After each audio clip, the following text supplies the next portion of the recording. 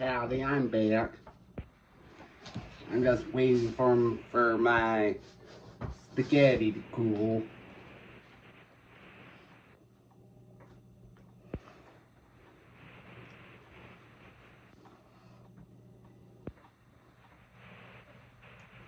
He filled the room with them. To greet us, the bride, the young bride who had become the multitude of girls I saw in the mirrors. Identical in their chic, navy blue-tailed maids. Tailor-maids for traveling, madam, or walking. A maid who had dealt with the furs. Henceforth, a maid would deal with everything. See, he said, gesturing towards those elegant girls, I've acquired a whole harem for myself. I found that I was trembling. My breath came thickly. I could not meet his eyes. And turned my head away, out of pride, out of shyness. And watched as a dozen husbands approach me in a dozen mirrors, and slowly, methodically, teasingly, unfastened my buttons out of my jacket and slipped it off my shoulders. Enough! No more! Off comes the skirt, and next the blouse of apricot linen that costs more than the dress at my first communion. The play of the waves outside in the cold sun glittered on his monocle. His movements seemed to me desperate, deliberately coarse, vulgar. Blood rushed to my face again and stayed there. And yet, you see, I guess it might be so, that we should have a formal disrobing of the bride. A ritual from the brothel, sheltered as my life had been. How could I have failed, even in the world of prim Bohemia in which I lived, to have heard hints of his world? Stripped me, gourmand that he was, as if he were stripping the leaves off an artichoke. But do not imagine such much finesse about it. This artichoke had no particular treat for the diner, nor was he yet in any greedy haste.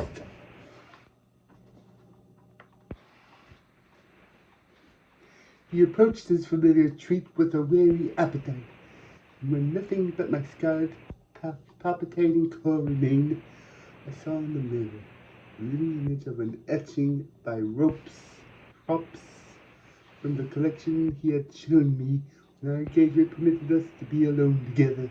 The child left with her stick-like limbs, naked but for her buttoned boots, her gloves shielding her face with her hand, as though her face were the last repository of her modesty, and the old monocled lecher who examined her limb by limb.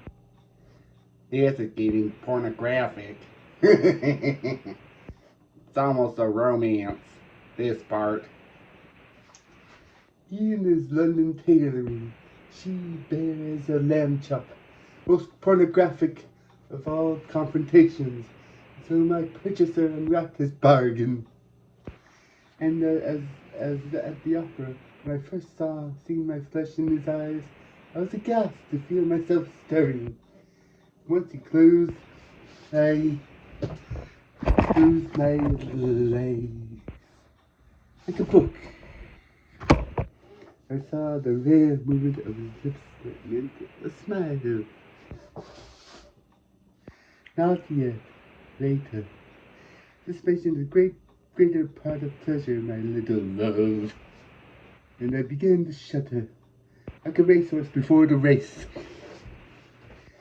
Yet also with a kind of fear. So it felt both strange and personal. Excuse me, I had some coffee. Personal arousal at the thought of love, at the same time repugnance. I could not stifle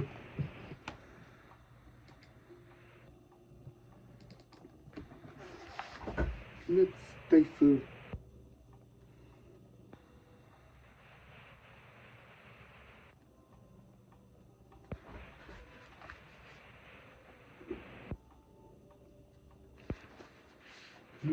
stifle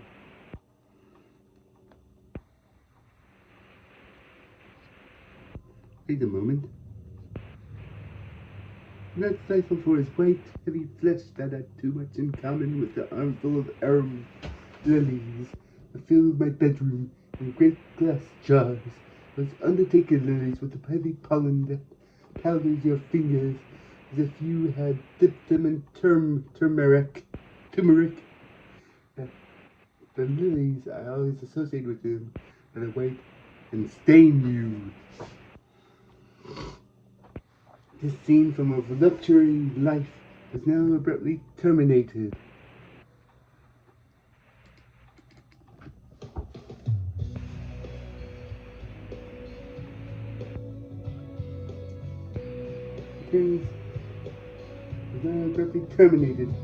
It turns out he has business to attend to. His estates, his companies, even on our honeymoon. Even then, said the red lips. He kissed me before he left me alone. My bewildered senses, a wet silken brush from his beard, and the pointed tip of the tongue. Disgruntled, I got the negligee of antique lace around me to sip the little breakfast with hot chocolate Maid brought me. After that, since it was my second nature to me, there was nowhere to go but the music room. I soon settled down at my piano. Yet only a series of subtle discords flowed from beneath my fingers. A little out of tune, but I'd been blessed with perfect pitch and could not bear to play any more. Sea breezes were bad for pianos. I was need a resident piano tuner on the premises if I'm to continue with my studies. Flung down the lid in a little fury of disappointment. What should I do now? How shall I pass the long seated hours until my husband beds me? I shivered to think of that. The library seemed the source of his habitual odor of Russian leather. Row upon row of calf-bound volumes, brown and olive, with gilt lettering on their spines, the octavo in brilliant scarlet morocco.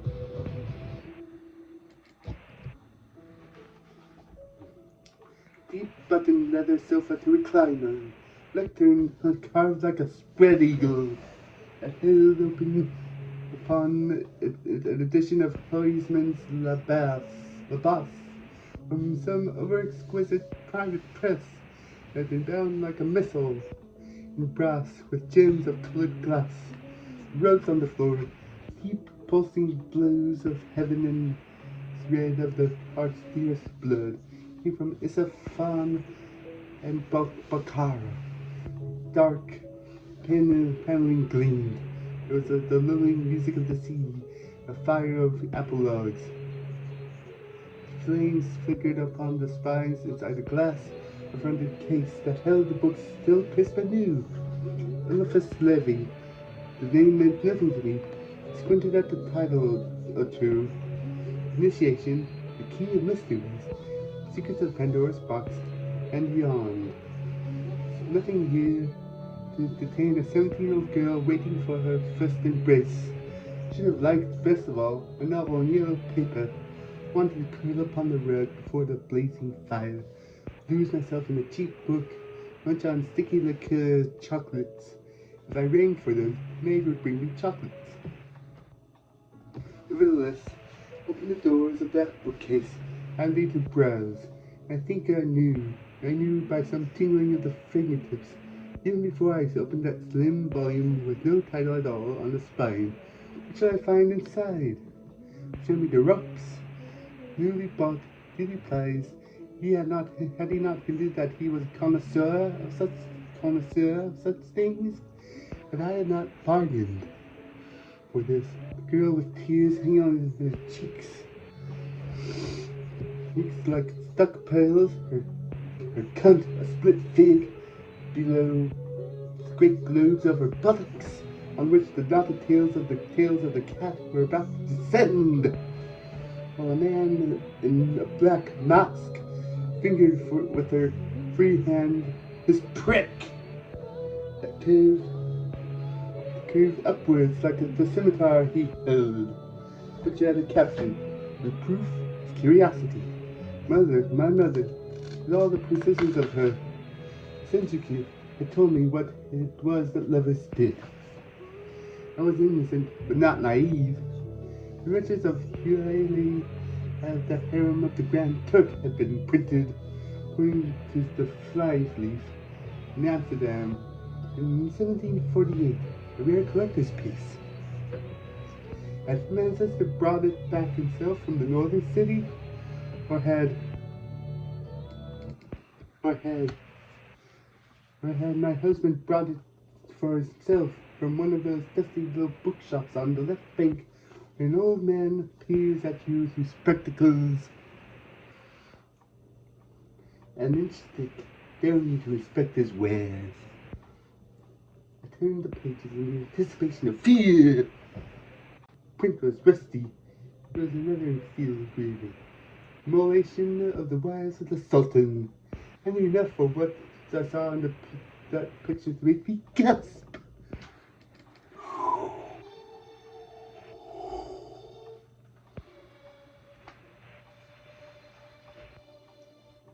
There was a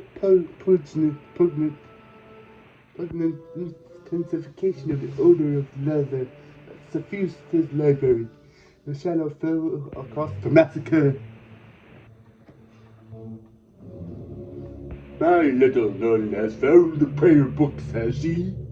He demanded, the curious mixture of mockery and filth. Then, seeing my painful, furious bewilderment,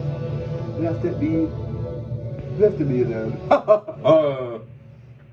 Snatched the books from my hands, put it down on the sofa.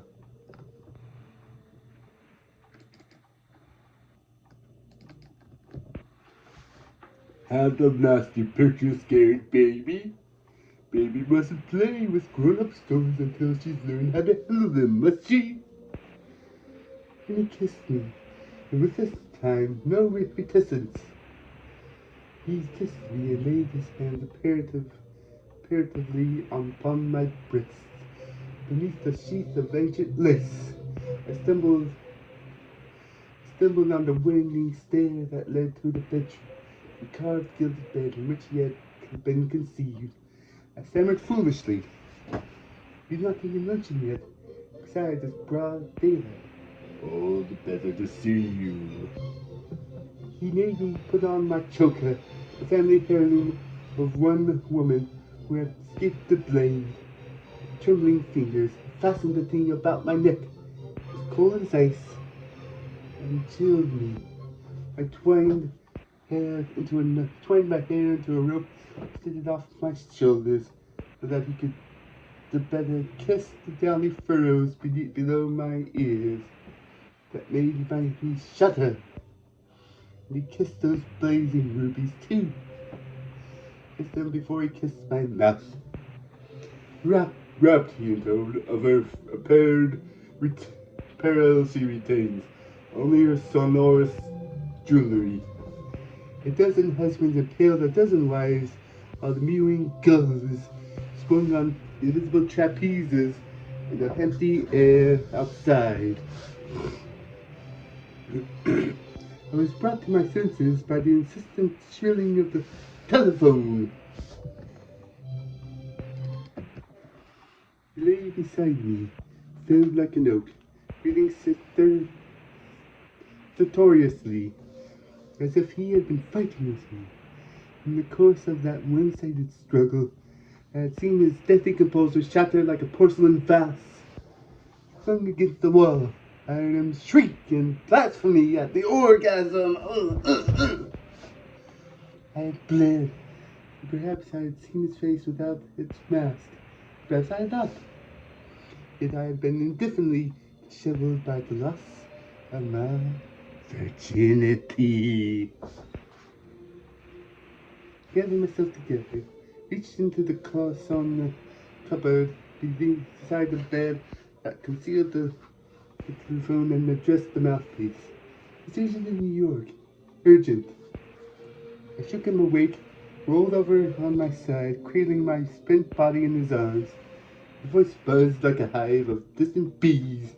My husband, who with so much love filled my bedroom with lilies, till it looked like embalming parlor, with somnolent lilies, that wave of their heavy heads, circling their lush incense, reminiscent of pampered flesh.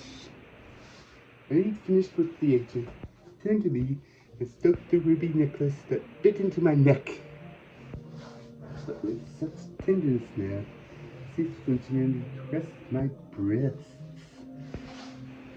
My dear one, my little love, a child. Did it hurt her?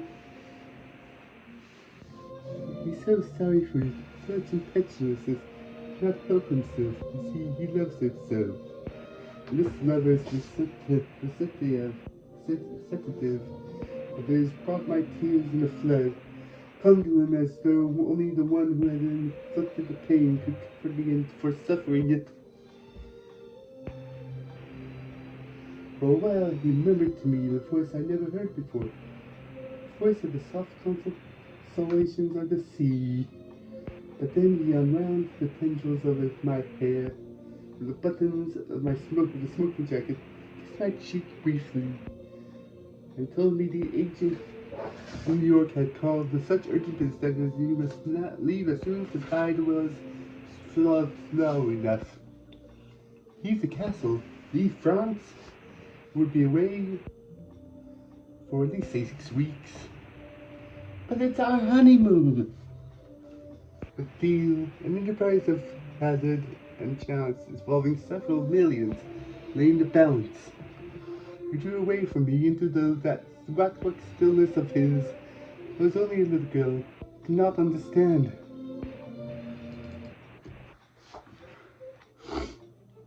And he's unspoken to my wounded vanity. I've had too many honeymoons to find them in least pressing commitments. I'm quite aware that this child I bought with a handful of colored stones and the pelts of dead beasts won't run away. But after he called his Paris agent to book a passage to the States next day, one tiny call, my little one, we should have time for dinner together. And I had to be content with that.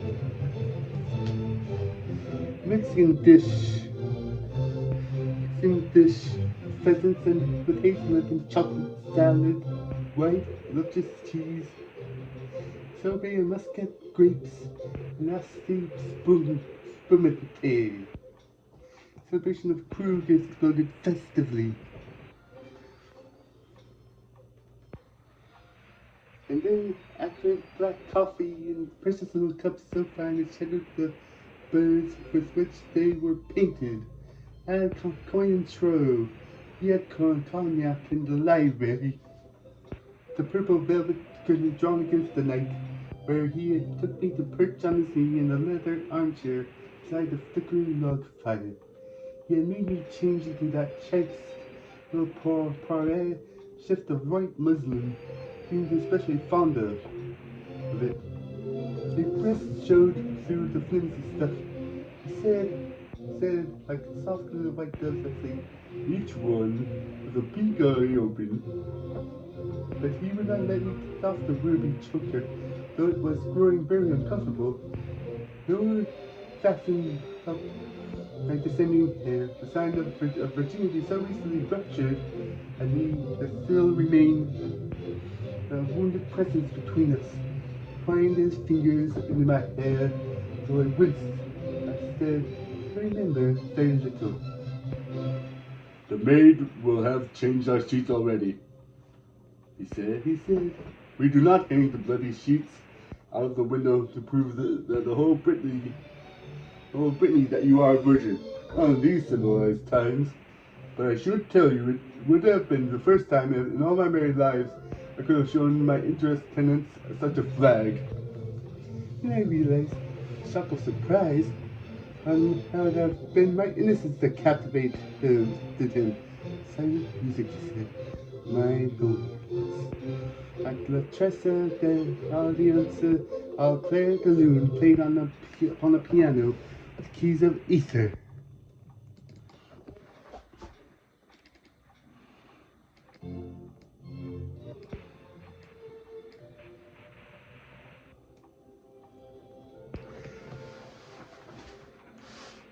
You must remember how ill at ease I was in that luxurious place. How uneasy I had been my constant companion during the whole length of my courtship by this grave satyr, who now generally martyrized my hair. You know that my naivety gave him some pleasure, made me take heart, courage.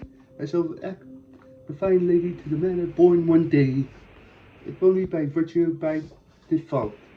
And slowly, yet teasingly, as if he were giving a child a great mysterious treat, took out a bunch of keys from some interior hidey-hole his jacket. A key after key. He said, for every lock in the house. Keys of all kinds. Ancient things of black iron.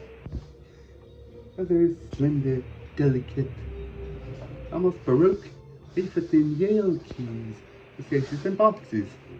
During his absence, it was I who must take care of all of them. I eyed a heavy bunch with circumspection. Till that moment, I had not given a single thought to the practical aspects of marriage.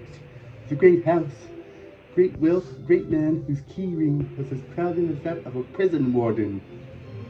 Here were the clumsy and archaic keys for the dungeons. Dungeons we had in plenty, although they had been converted to cellars. For his wines, dusty bottles inhabited in racks, all those deep holes of pain in the rock on which the castle was built. These are the keys to the kitchens. This is the key to the picture gallery. A treasure trove, filled by 5 centuries of avid collectors. He foresaw I would spend hours there. He had amply indulged his taste for the symbolists. He told me with glint and greed. There were Moreau's famed great portraits of his first wife, famous sacrificial victim, with the imprint of the lace-like chains on her pellucid skin. Do you know the story of the painting of that picture? How when she took off her clothes for him the first time, she fresh from her bar in Montmartre, she had robed herself involuntarily in a blush that reddened her breasts. Story, her arms, her whole body. He had thought of that story, of that dear girl, when first he had undressed me, and saw, small little canvas, foolish versions, 2 or 3 late Godwins, his special favorite, the one of the tranced brown girl in the deserted house, which was called Out of the Night We Come In, Into the Night We Go. Besides the additions that he had made himself, marvelous inheritance of volatiles, poissons, and a pair of very special Fragonard nards, commissioned for a licentious ancestor who, it was said, had posed for the master's brush himself with 2 daughters. He broke off his catalogue of treasures abruptly. Your thin face, Sherry, he said, as if he saw it for the first time. Your thin white face with its promise of debauchery. Only a connoisseur, sir, could detect. The log fell in the fire, instigating a shower of sparks. The opal on my fingers spurted the green flame. I felt so giddy as if I were on the edge of a precipice. I was afraid, not so much of him, of his monstrous presence, heavy as if he had been gifted at birth with more specific gravity than the rest of us. The presence that, even when I thought myself most in love with him, always suddenly oppressed me. I was not afraid of him, but of myself. Seeing reborn in his unreflective eyes, reborn in unfamiliar shapes, I hardly recognized myself from his descriptions of me, and yet, might there not be a grain of beastly truth in them? And in the red firelight, thus again unnoticed, to think he might have chosen me because, in my innocence, he sensed a rare talent for corruption. Here is the key to the china cabinet. Don't laugh, my darling. There's a king's ransom in Severs in that closet, and a queen's ransom of Limerick's, and a key in the locked barred room where 5 generations of plate were kept. Keys, keys, keys. He would trust me with the keys to his office, although I was only a baby, and the keys to his safe where he kept the jewels I should wear. He promised me when we returned to Paris. Such jewels! Why, I would be able to change my earrings and necklaces 3 times a day, just like the Empress Josephine used to change her underwear. He doubted, he said, with that hollow knocking sound that served him for a chuckle. I would be quite so interested in his shares, certificates, although, of course, more definitely more. Outside our firelit privacy, we hear the sound of the tide flowing back from the pebbles. The foreshore. It was nearly time for him to leave me. One single key remained unaccounted for on the ring. He hesitated over it. When I thought he was going to unfasten it with his brothers, put it back into the pocket and take it away with him. What is that key? I demanded for his chafing. It may be both. The key to your heart? Give it to me! I gave the key tantalizingly on my head, out of stretch. The flaming figures, those bare red lips of his cracked sidelong of a smile. Ah, no, he said. Not the key to my heart, rather the key to my infer. He left it on the ring, fastened the key, leaning together, shook it musically like a carillon, then threw the key in a jingling heap into my lap. I can feel the cold metal chilling my thighs through my thin muslin frock. Bent over to drop a bearded masked kiss on my forehead. Every man must have one secret, even if only one, from his wife. Promise, he said. Promise me this, a wave-faced piano player. Promise me you'll use all the keys on the ring except that last little one I showed you.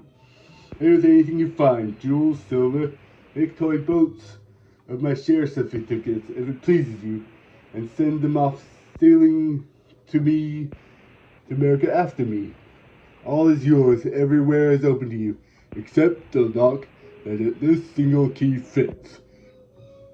Yet with all it is the key to a little room, at the foot of the west tower, behind the still room, at the end of a dark little corridor, full of horrid cobwebs that get into your hair and frighten you if you venture there. Oh, and you'd find it, such a dull little room. You must promise me, if you love me, leave it well alone. It is a private study, a hideaway, a den, as the English say, where I can go sometimes on those infrequent yet inevitable occasions when the yoke of my marriage seems to weigh too heavy on my shoulders. There I can go, you understand, to save the rare pleasures of imagining myself wifeless. There was a little starlight in the courtyard, wrapped in my furs. I saw him to his car. His last words were that he had telephoned the mainland and taken a piano tour onto the staff. This man would help take up his duties the next day, pressed me to his vicuna breast once, and then drove away. And then I'll stop there.